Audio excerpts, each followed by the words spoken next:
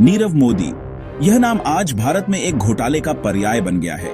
नीरव मोदी का नाम सुनते ही लोगों के मन में एक ही सवाल उठता है, आखिर यह सब कैसे हुआ? हीरा व्यापारी से लेकर देश के सबसे बड़े बैंकिंग घोटालों में से एक के आरोपी तक नीरव मोदी की कहानी हैरान करने वाली है। एक समय था जब नीरव मोदी का नाम हीरे और ज्वेलरी के कारोबार में सबसे ऊपर था। 2018 में सामने आए पंजाब नेशनल बैंक पीएनबी घोटाले ने पूरे देश को हिलाकर रख दिया था।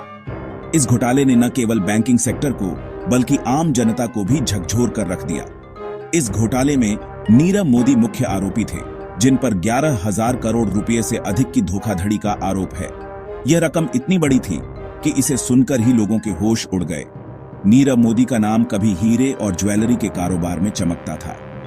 उनके ब्रांड के साथ कई नामी हस्तियां जुड़ी हुई थीं, जो उनके उत्पादों की गुणवत्ता और प्रतिष्ठा को दर्शाती थीं। उनके ब्रांड के साथ कई नामी हस्तियां जुड़ी हुई थीं। यह ब्रांड न केवल भारत में बल्कि अंतर्राष्ट्रीय स्तर पर भी प्रसिद्ध था। लेकिन देखते ही देखते यह चमकदार दुनिया धूमिल हो गई और नीरव मोदी फरार हो गए। यह घटना इतनी तेजी से घटी कि किसी को समझने का मौका ही नहीं मिला। यह घोटाला भारत के बैंकिंग सिस्टम की कमजोरियों को उजागर करता है और यह भी सवाल उठाता है कि क्या सिस्टम में बैठे लोग भी इसमें शामिल थे? क्या यह केवल एक व्यक्ति का काम था या इसके पीछे एक बड़ी साजिश थी? यह घोटाला सिर्फ एक बैंक या कुछ लोगों तक सीमित नहीं था। इसका असर पूरे देश की अर्थव्यवस्था पर पीडी रहा। इसने बैंकिंग सेक्टर की नींव को हिलाकर रख दिया। इसका असर पूरे देश की अर्थव्यवस्था पर पीडी रहा। शेयर बाजार में गिरावट आई और निवेशकों का विश्वास डगमगा गया। इससे लोगों का बैंकिंग सिस्टम पर से भरोसा उठ गया और निवेशकों के मन में भी डर बैठ गया। लोग अपने पैसे निकालने के लिए बैंकों की ओर दौड़ पड़े। नीरव मोदी घोटाला एक सबक है कि कैसे लालच और धोखे से एक बड़ा सिस्टम भी ध्वस्त हो सकता है। यह घटना हमें यह सोचने पर मजबूर करती है कि हमारे सिस्टम में कितनी कमजोरियां हैं। यह कहानी एक चेतावनी है कि सतर्क रहना कितना जरूरी है। हमें यह समझना होगा कि किसी भी सिस्टम की सुरक्षा और पारदर्शिता कितनी महत्वपूर्ण है। यह एक ऐसे शख्स की कहानी है जो कानून से बचने के लिए देश छोड़कर भाग गया, लेकिन क्या वह हमेशा के लिए बच पाएगा? यह सवाल आज भी अनुत्तरित है। लेकिन क्या वह हमेशा के लिए बच पाएगा? क्या कानून के लंबे हाथ उसे पकड़ पाएंगे? यह सवाल आज भी अनुत्तरित है। यह सवाल आज भी अनुत्तरित है। नीरव मोदी की कहानी एक रहस्य बनी हुई है, जो हमें सोचने पर मजबूर करती है कि आखिर सच क्या है और झूठ क्या। नीरव मोदी ने अपने इस जाल को बुनने के लिए एक खास तरीका अपनाया। यह तरीका इतना चालाक और जटिल था कि इसे समझ पाना आसान नहीं था।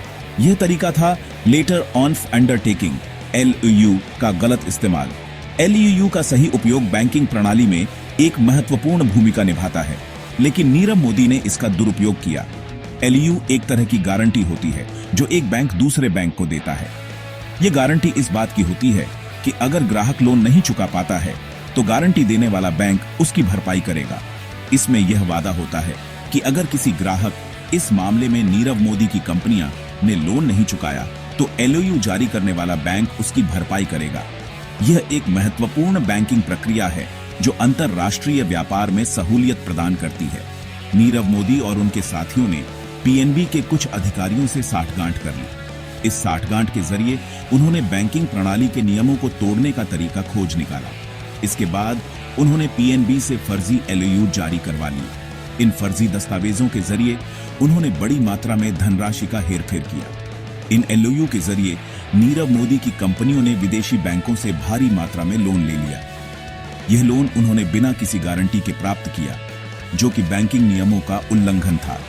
यह सब पीएनबी के नियमों का उल्लंघन करके और बिना किसी गारंटी के किया गया। इस प्रक्रिया में बैंक के आंतरिक नियमों को पूरी तरह से नजरअंदाज किया गया। यह खेल सालों तक चलता रहा क्योंकि LOU की जानकारी पीएनबी के सिस्टम में दर्ज नहीं की जाती थी। इस वजह से किसी को भी इस घोटाले की भनक नहीं लगी। इसकी वजह से किसी को भी शक नहीं हुआ। बैंक के अधिकारी और कर्मचारी अपने रोजमर्रा के काम में व्यस्त रहे, बिना किसी संदेह के। लेकिन जब LOU की अवधि पूरी होने लगी और नीरव मोदी की कंपनियों ने लोन नहीं चुकाया, तो विदेशी बैंकों ने पीएनबी से संपर्क किया। यह संपर्क घोटाले का पर्दाफाश करने में महत्वपूर्ण साबित हुआ। तब जाकर इस पूरे घोटाले से पर्दा उठा।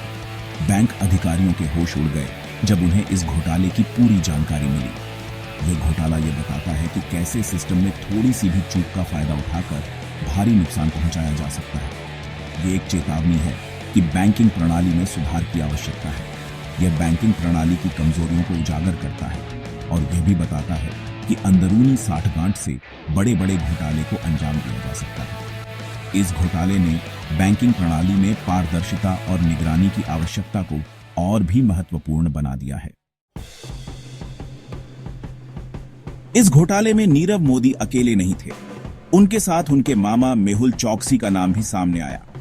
मेहुल चौकसी गीतांजलि जेम्स के मालिक थे और इस घोटाले में उनकी भी अहम भूमिका थी। इन दोनों के अलावा पीएनबी के कई अधिकारी भी इस घोटाले में शामिल थे।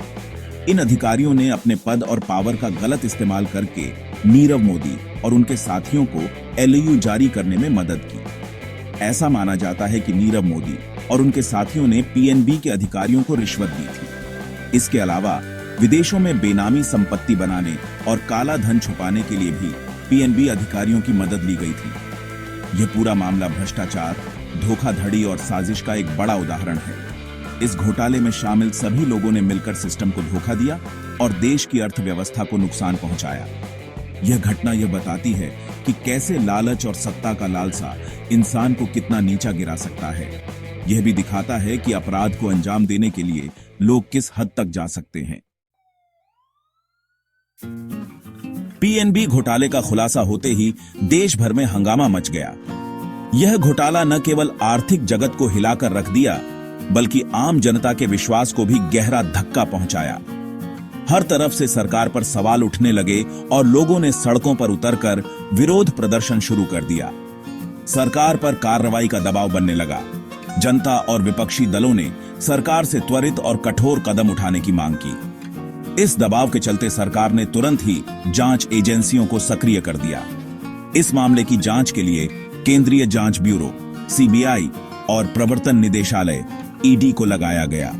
दोनों एजेंसियों को इस घोटाले की तह तक जाने और दोषियों को सजा दिलाने की जिम्मेदारी सौंपी गई। सीबीआई ने इस मामले में एफआईआर दर्ज करके अपनी जांच शुरू कर दी। उन्होंने विभिन्न दस्तावेजों और सबूतों को खंगालना शुरू किया और कई महत्वपूर्ण सुराग जुटाए। ईडी ने भी मनी लॉन्ड्रिंग के एंगल से इस मामले की जांच शुरू की। उन्होंने वित्तीय लेन देन और संपत्तियों की जांच की और कई संदिग्ध ट्रांजैक्शनों का पता लगाया। सीबीआई ने अपनी जांच के दौरान कई लोगों से पूछताछ की और कई जगहों पर छापेमारी की। इन छापेमारियों में कई महत्वपूर्ण दस्तावेज और सबूत बरामद हुए। ईडी ने भी नीरव मोदी और उनके साथियों की संपत्ति का पता लगाने के लिए देश और विदेश में कई जगहों पर छापेमारी की। उन्होंने कई देशों में जाकर संपत्तियों की जांच की और कई महत्वपूर्ण सुराग जुटाए। ईडी ने इस मामले में अब तक हजारों करोड़ रुपए की संपत्ति जब्त की है। इनमें नकदी, आभूषण और कई लग्जरी संपत्तियां शामिल हैं, जिन्हें जब्त कर लिया गया है। जांच एजेंसियों ने इस मामले में कई लोगों को गिरफ्तार भी किया है। इन गिरफ्तारियों में कई प्रमुख व्यक्ति शामिल हैं, जिन्होंने इस घोटाले में महत्वपूर्ण भूमिका निभाई थी। इनमें पीएनबी के कुछ अधिकारी भी शामिल हैं। इन अधिकारियों पर आरोप है कि उन्होंने अपनी जिम्मेदारियों का दुरुपयोग किया और इस घोटाले को अंजाम देने में मदद की। हालांकि मुख्य आरोपी नीरव मोदी और मेहुल चौकसी अभी भी कानून की पकड़ से दूर हैं। वे विदेश में छिपे हुए हैं और भारतीय एजेंसियों की पहुंच से बाहर हैं। सीबीआई और ईडी दोनों ही इन दोनों को भारत लाने की कोशिश कर रहे हैं। इसके लिए वे अंतर्राष्ट्रीय स्तर पर सहयोग कर रहे हैं और प्रत्यर्पण की प्रक्रिया को तेज कर रहे हैं। यह मामला अभी भी कोर्ट में विचाराधीन है। अदालत में इस मामले की सुनवाई चल रही है और सभी पक्षों को अपनी बात रखने का मौका दिया जा रहा है। जांच एजेंसियां लगातार नए नए सबूत जुटा रही हैं ताकि आरोपियों को सजा दिलाई जा सके। वे हर संभव प्रयास कर रही हैं कि इस मामले में कोई भी दोषी बच न सके। यह देखना होगा कि इस मामले में न्याय की जीत होती है या फिर आरोपी कानून की पकड़ से बच निकलते हैं। समय ही बताएगा कि इस घोटाले का अंत क्या होगा और क्या न्याय की जीत होगी। इस घोटाले का पर्दाफाश होते ही करोड़ों का बड़ा खुलासा हुआ। लोगों को समझ आया कि यह कितनी बड़ी साजिश थी। बैंक और सरकारी अधिकारियों की मिलीभगत ने सबको हैरान कर दिया। जब घोटाले की खबर फैली तो नीरव मोदी फरार हो गया, लेकिन कानून के हाथ लंबे होते हैं। आखिरकार उसे गिरफ्तार कर लिया गया और जेल भेज दिया। ये कहानी यहीं खत्म नहीं होती, बल्कि इससे हमें बहुत कुछ सीखने को मिला। इस घोटाले ने बैंकिंग प्रणाली में कई सवाल खड़े कर दिए हैं। क्या हमारे बैंकिंग सिस्टम में इतनी कमजोरियां हैं कि इस प्रकार की धोखाधड़ी आसानी से हो सके? हमें इस पर गहन विचार करने की आवश्यकता है। अब सवाल यह है कि क्या इस मामले में न्याय मिल पाएगा? क्या दोषियों को उनकी सजा मिलेगी? और क्या भविष्य में इस प्रकार की घटनाओं को रोका जा सकेगा? इस घोटाले से हमें कई महत्वपूर्ण सीख मिलती है। सबसे पहले हमें अपनी बैंकिंग प्रणाली को और अधिक सुरक्षित और पारदर्शी बनाने की जरूरत है। और दूसरी बात, हमें हमेशा सतर्क रहना चाहिए और किसी भी संदिग्ध गतिविधि की तुरंत रिपोर्ट करनी चाहिए। दोस्तों, यह समय है कि हम सभी मिलकर इस प्रकार की घटनाओं के खिलाफ आवाज उठाएं। अगर हम सब एकजुट होकर काम करेंगे, तो निश्चित रूप से हम अपने देश की बैंकिंग प्रणाली को और मजबूत बना सकते हैं।